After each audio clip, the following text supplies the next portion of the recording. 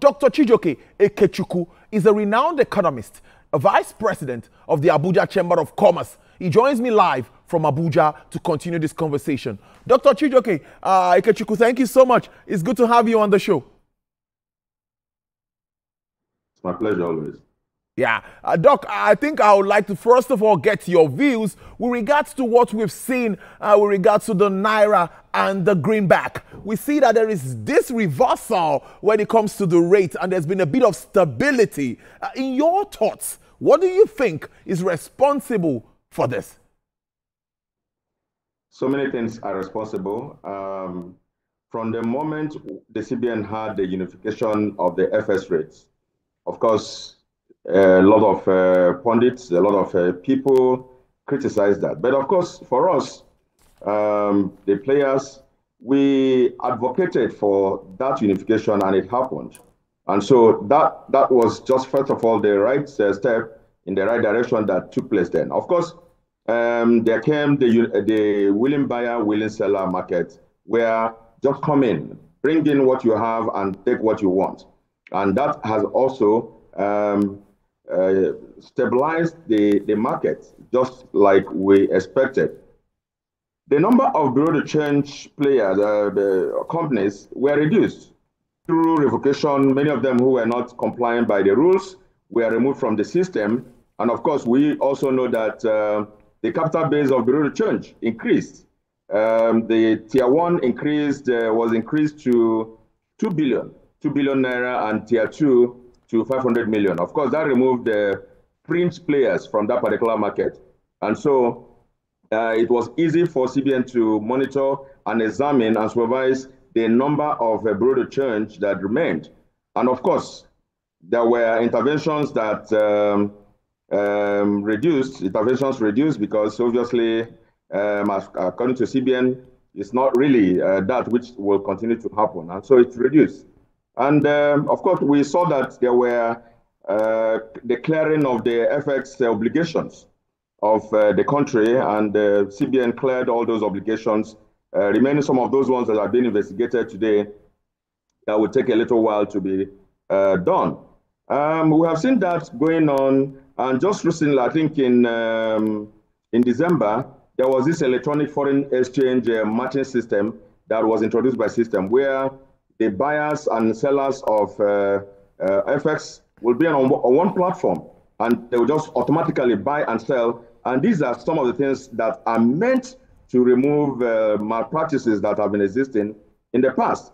And of course, the launching of the FS code, which is supposed to bring in standards, integrity, and transparency, as you have mentioned.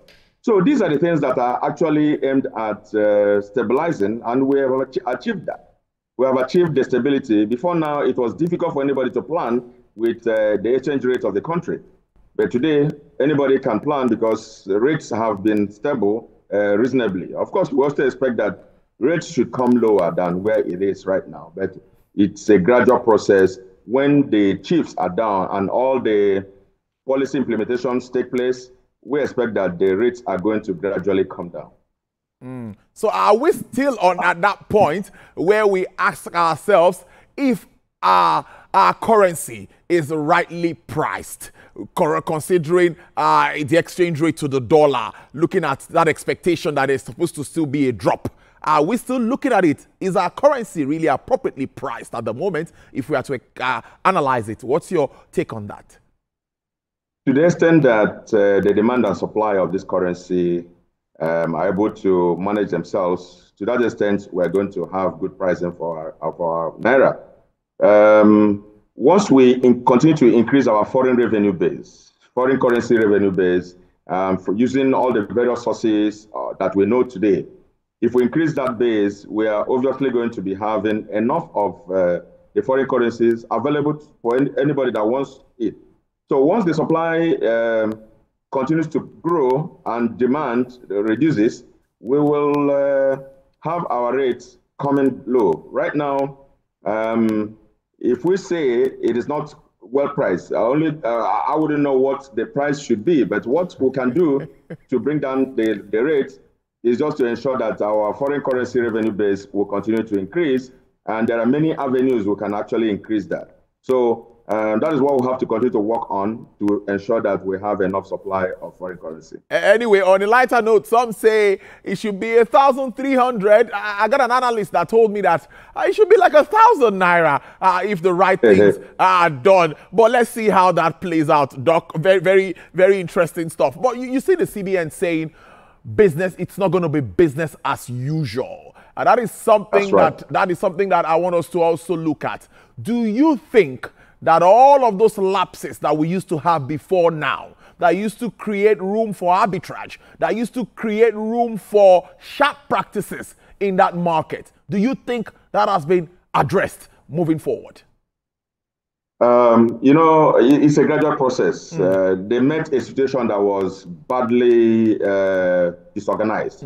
And so right now, with the unification of the rates, which has taken place and which is working, of course, you know what the official rate used to be and what the prior market years used to be. So arbitraging was just the order of the day. Many people became billionaires doing that, buying from the official market and selling at the prior market. That has been reduced drastically. A lot of people were also using the travel allowances, PTAs. They will buy officially and then they will sell at the prior market. That also has been reduced by the joining or the merging of those two units, those prices. So what we need to do, of course, it was important that those ones were mentioned, that there will be sanctions if banks or other financial institutions that are involved in FX trading misbehave or don't move according to the policy or the rules laid down by CBN. Once you sanction one person and sanction the second person, everybody will sit up. So it is good to mention the sanctions, and it's also good that you sanction any particular institution, irrespective of the people behind it, so that others will know it is not just a threat. So it's good to sanction once, the good thing is that these institutions are regulated, and so sanctions can always take place for others to know that this is not an empty threat. So we know that it's not business as usual. Now let's move forward and look at other sources of FX now, because liquidity here, Dr. Ikechukwu, you agree with me, is one of the main issues. Liquidity. We need availability of this FX. The manufacturers need it. Everybody needs it. Those that want to travel, they have genuine reasons to travel, they need this Forex to do the business.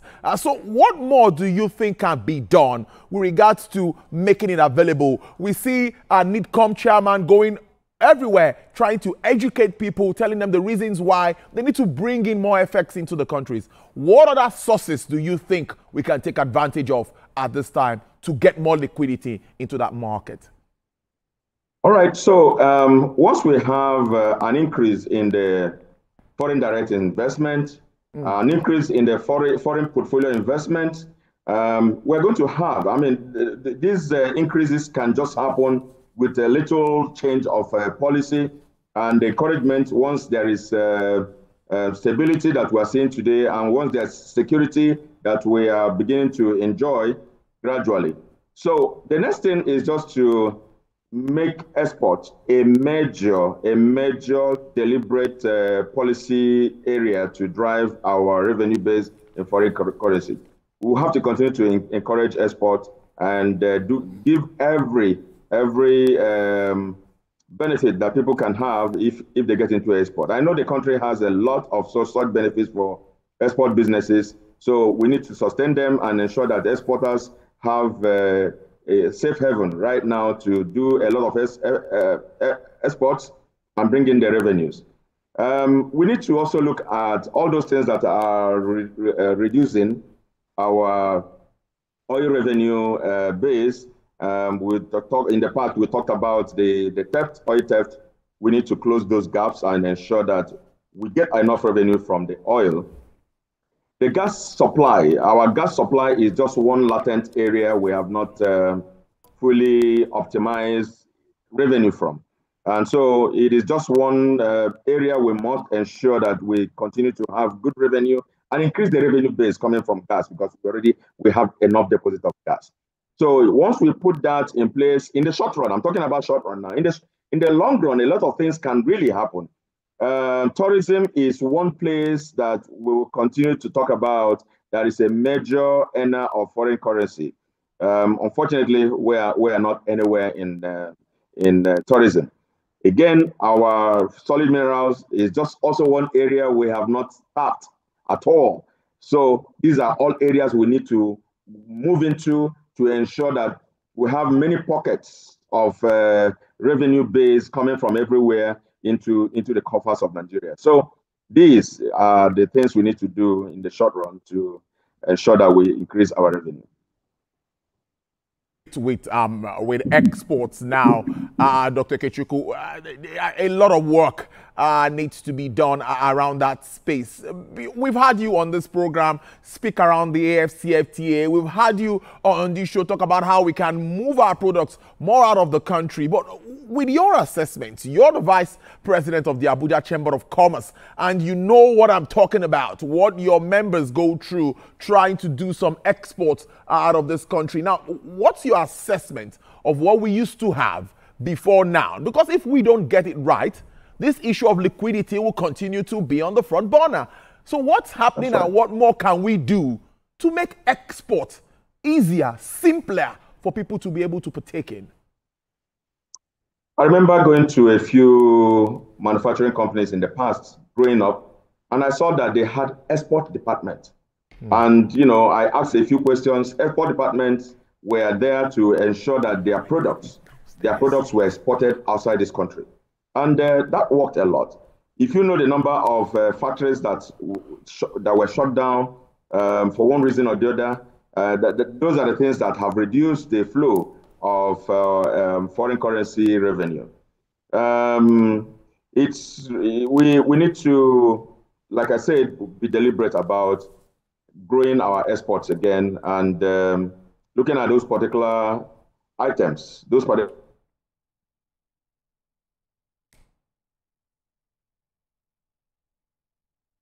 industries that can actually fetch us enough of that. We are getting the kind of revenue we expect to get from these various items of products. A lot has to be done, like you said. A lot needs to be done. You talked about our membership of different areas. There was this AGOA. You're always interested in AGOA. AGOA is actually to encourage African countries, not just Nigeria, to export, to have a very free export to America, to the USA. And that's just an agreement USA signed with African countries to say, gentlemen, bring your export products. We're ready to take them at no cost of duties. But I doubt whether Nigerians and many exporters know about AGOA and the benefits therefrom. So we need to talk more about AGOA agreement with America, with Africans, and so that Nigerians can benefit from all that, so that items can continue to go to America and to other parts of the world, because honestly, our problem today is not having trade agreements. We have enough trade agreements. What we need to do is just to even understand which trade agreements we have and how to benefit from them. So that's what I need to say on this. Brilliant stuff. Now, before we wrap this up, let's look at the roles of the Bureau de Change operators. You know, they play an important role in this market. There's no way we're going to push that away. And now the CBN is waiving off renewal licenses for them, I think trying to make it a bit, fair for them. That's part of, I think, one of the initiatives of the Apex Bank in trying to make the market more attractive for them. But in your own understanding, what do you make of the role of the Bureau de Change operators in Nigeria? And how well do you think they can help the central bank complement these moves aimed at, strengthening the Naira? Yeah, first of all, let us also understand that these are people who are in business to maximize profit. Let me use maximizing the profit, to maximize profit. So that's number one, their number one objective. And then I know over time that they have a very good relationship. The association, they have a very good relationship with CBN. And I see their president talk all the time concerning supporting the policy of CBN in various areas.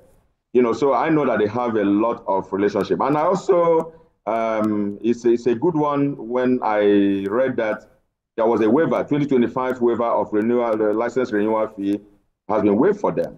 So this is just to reduce their cost of doing business, and of course, which means that whatever little margin they make from buying and selling, they should be able to contend with that instead of so much profiteering.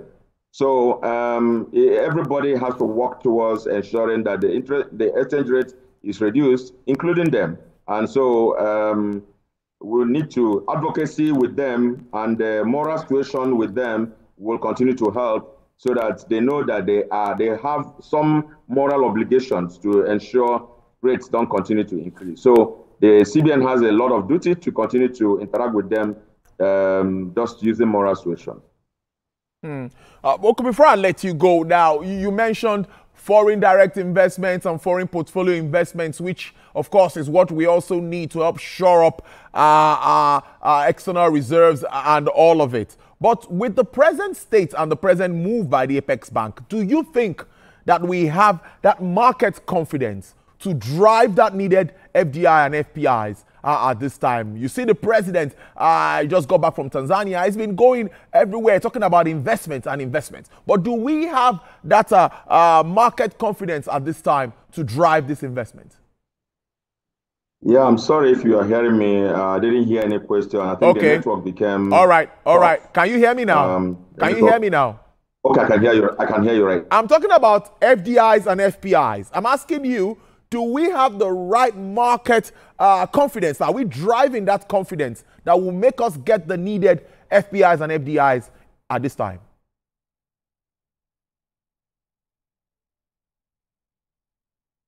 Wow, did that happen again? Dr. Ikechukwu, can you hear me? Oh, Dr. Ikechukwu there. I wanted his views with regards to market confidence, but we got the best of that interview. Dr. Chijioke Ikechukwu, do we have him back? Wow, I would have loved us to wrap up that interview, that part of the interview, but well, I think we did our best. Renowned economist, Vice President, Abuja Chamber of Commerce and Industry there, Dr. Chijioke Ikechukwu there, making sense of the FX market and, of course, the recent stability that we've seen in recent times. Well,